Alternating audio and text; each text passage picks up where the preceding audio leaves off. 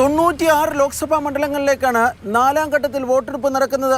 9 സംസ്ഥാനങ്ങളിലെ 95 ലോക്സഭാ മണ്ഡലങ്ങളിലേക്കും കേന്ദ്രഭരണ പ്രദേശമായ ജമ്മു കാശ്മീരിലെ ശ്രീനഗർ ലോക്സഭാ മണ്ഡലത്തിലുമാണ് നാളെ വോട്ടെടുപ്പ് നടക്കുന്നത്. ഇരു മുന്നണികളെയും സംബന്ധിച്ചിടത്തോളം നിർണായകമായ വോട്ടെടുപ്പാണ് നാളെ നടക്കുന്നത്. നാളെ വോട്ടെടുപ്പ് നടക്കുന്ന 96 മണ്ഡലങ്ങളിൽ പകുതിയോളം മണ്ഡലങ്ങളിൽ 2019 കനത്ത മത്സരമായിരുന്നു നടന്നിരുന്നത്. 11 മണ്ഡലങ്ങളിൽ വിജയശതമാനം 1% താഴെയായിരുന്നു. 22 മണ്ഡലങ്ങൾ സ്വിംഗ് മണ്ഡലങ്ങൾ എന്നാണ് അറിയപ്പെടുന്നത്. അതായത് ഏതെങ്കിലും ഒരു പാർട്ടിയെ സ്ഥിരമായി പിന്തുണയ്ക്കുന്ന സ്വഭാവം ഈ 22 മണ്ഡലങ്ങൾക്കും ഇല്ല എന്നതാണ് യാഥാർത്ഥ്യം.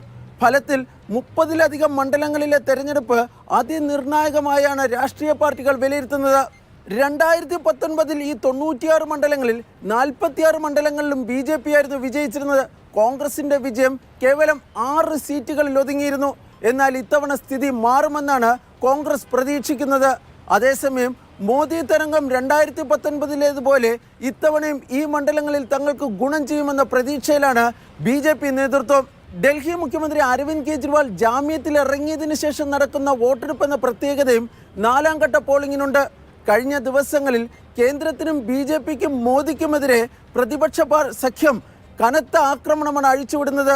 അരവിന്ദ് കെജ്രിവാൾ കൂടി ജാമ്യത്തിൽ ഇറങ്ങിയ സാഹചര്യത്തിൽ വോട്ടർമാരുടെ മനോനിലയിൽ മാറ്റമുണ്ടാകുമെന്നാണ് പ്രതിപക്ഷം പ്രതീക്ഷിക്കുന്നത്. അത് തങ്ങൾക്ക് ഗുണം ചെയ്യുമെന്നും ഇന്ത്യ സഖ്യം വിലയിരുത്തുന്നു. എന്നാൽ കെജ്രിവാളിൻ്റെ പ്രസംഗങ്ങളും പ്രസ്താവനകളും തെരഞ്ഞെടുപ്പിനെ സ്വാധീനിക്കില്ല എന്നാണ് BJP കരുതുന്നത്. ആന്ധ്രാപ്രദേശിലെയും തെലങ്കാനയിലെയും എല്ലാ ലോക്സഭാ മണ്ഡലങ്ങളിലെയും വോട്ടെടുപ്പ് നാളെ പൂർത്തിയാകും. ആന്ധ്ര നിയമസഭാ തെരഞ്ഞെടുപ്പിൻ്റെ വോട്ടെടുപ്പും നാളെ തന്നെ പൂർത്തിയാകും. ഉത്തർപ്രദേശ്, മഹാരാഷ്ട്ര, ബീഹാർ, പശ്ചിമ ബംഗാൾ തുടങ്ങിയ സംസ്ഥാനങ്ങളിലെ നിർണായകമായ ചില മണ്ഡലങ്ങളിലും നാളെയാണ് വോട്ടെടുപ്പ് നടക്കുന്നത്.